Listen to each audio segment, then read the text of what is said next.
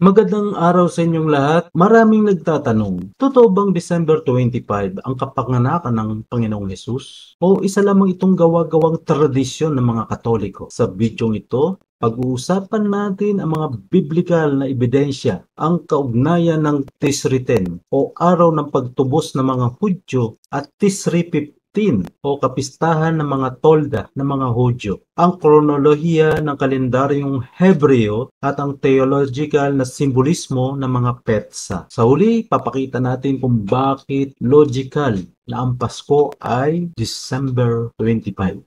Ang kwento ay nagsimula kay Zacarias, ang ama ni San Juan Bautista na isang saserdote ng hanay ng Abias. Ayon sa Lucas chapter 1 verse 5 to 9, naglingkod siya sa templo sa panahon ng Tisri, ang ikapitong buwan sa kalendaryong Hebreo. Ngunit ano ang kahalagahan ng Tisri 10 at paano ito nauugnay sa kapanganakan ni Jesus?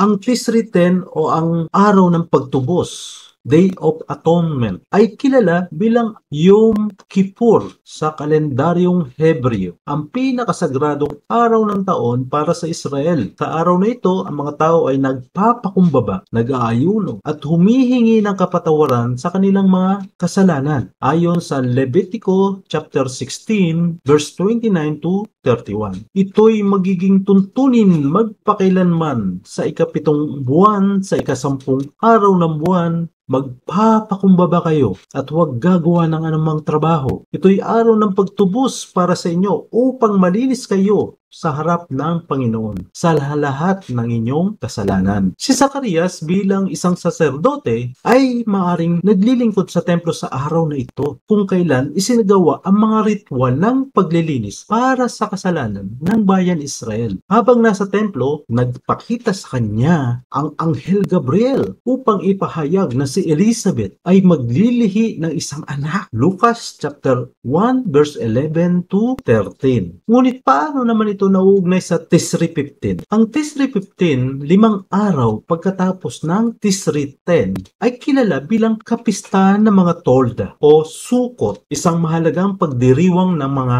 Hudyo. Ang Tisri 15 ay nagdiriwang ng presensya ng Diyos na nanahan kasama ng kanyang bayan sa panahon ng paglalakbay nila sa ilang. Ayon sa Levitico chapter 23 verse 39 to 43. Sa ika-15 araw ng ikapitong buwan, kapag inani na ninyo ang ani ng lupa, pagdiriwang ninyo ang kapistahan ng Panginoon upang ang inyong mga salinlahi ay malaman na pinatira ko ang mga anak ni Israel, ang mga tolda, nang ilabas ko sila mula sa lupain ng Ehipto. Ang Tisri 15 ay panahon ng pagsasaya at pasasalamat sa Diyos. Kung natapos ang paglilingkod ni Zacarias pagkatapos ng kapistahan ng mga tolda, ito ang nagbigay daan upang siya ay makauwi sa kanyang asawa, si Elizabeth, at naganap ang kanyang paglilihi. 6 na buwan matapos maglihi si Elizabeth, nagpakita naman ang Anghel Gabriel kay Maria upang ipahayag na siya ay magiging ina ng tagapagligtas. Ayon sa Lucas chapter 1 verse 26 to 38, ito ang tinatawag nating Annunciation o ang pagbalita ng Anghel Gabriel kay Maria. Kung si Elizabeth ay naglihi noong Tisri 15 na ang katumbas sa Gregorian calendar ay September 25, 6 na buwan pagkatapos nito ay dadalhin tayo sa March 25. September 25. Anong kasunod? October, November, December, January, February, March. No? 6 na buwan. Di ba? Yun ang annunciation ng Anghel Gabriel kay Mama Mary. So, papatak na March 25. Ang eksaktong araw ng annunciation kay Maria.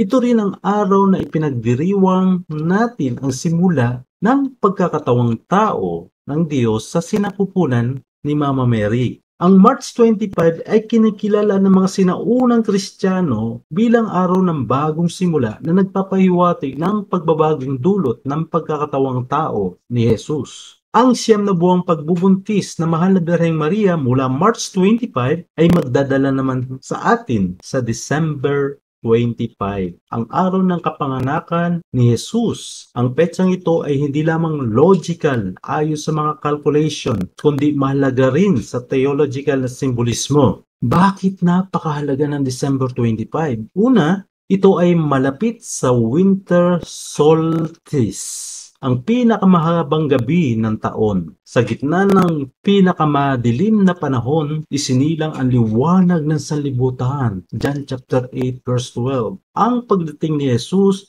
ay nagpapakita ng liwanag na magbibigay ng pag-asa sa gitna ng kadiliman. Ang Tisri 15, kung kailan nagsimula ang pagbubuntis ni Elizabeth, ay panahon kung kailan ipinagdiriwang ng mga Hudyo ang presensya ng Diyos na naninirahan kasama ng kanyang bayan. Ang pagsilang ni Jesus sa December 25 ay pagtupad naman ng propesiyang ito. Ang Diyos ay naging tao at nanahan sa gitna natin. John chapter 1 verse 14. Ang buwan ng Kislev o December, kung saan bumabagsak ang December 25, ay panahon ng Hanukkah, ang kapistahan ng pagtatalaga at liwanag. Si Jesus, bilang tunay na liwanag ng sanlibutan, ay isinilang sa panahong ito, December 25, Kislev. May nagsasabi na ang December 25 ay hiniram lamang sa paganong kapistahan ng Sol Invictus. Pero ang totoo, ang petsang ito ay may biblical na pundasyon at calculation batay sa kwento ni Zacarias, Elizabeth at Maria na binanggit ko na kanina. So, ano ba yung mga biblical calculation? Okay, ulitin natin, no? Mula sa Tisri 15 o September 25, naganap ang paglilihi ni Elizabeth sa Annunciation kay Maria noong March 25 at ang pagsilang ni Jesus noong December 25, makikita natin ang logical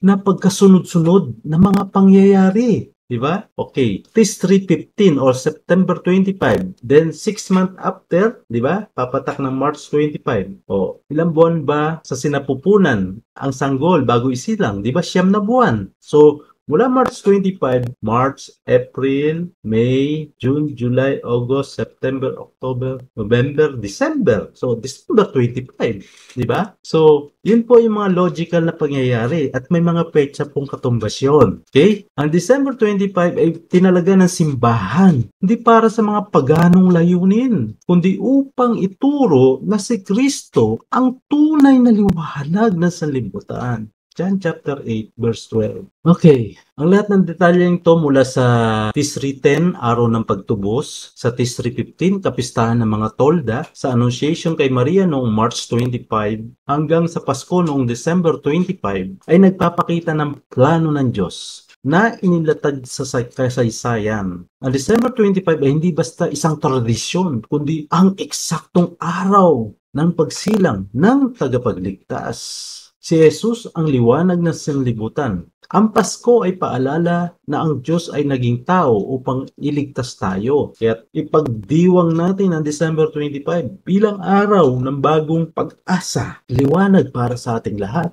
Kung nagustuhan po ninyo ang video na ito, huwag kalimutang mag-like, mag-subscribe, at i-share sa inyong mga kaibigan. Sama-sama natin ipakalat ang tamang kaalaman tungkol sa kapanganakan ng ating Panginoong Hesus. Maraming salamat at maligayang Pasko po sa inyong lahat. Sa ngalan ng Ama, ng Anak, ng Espiritu Santo. Amen.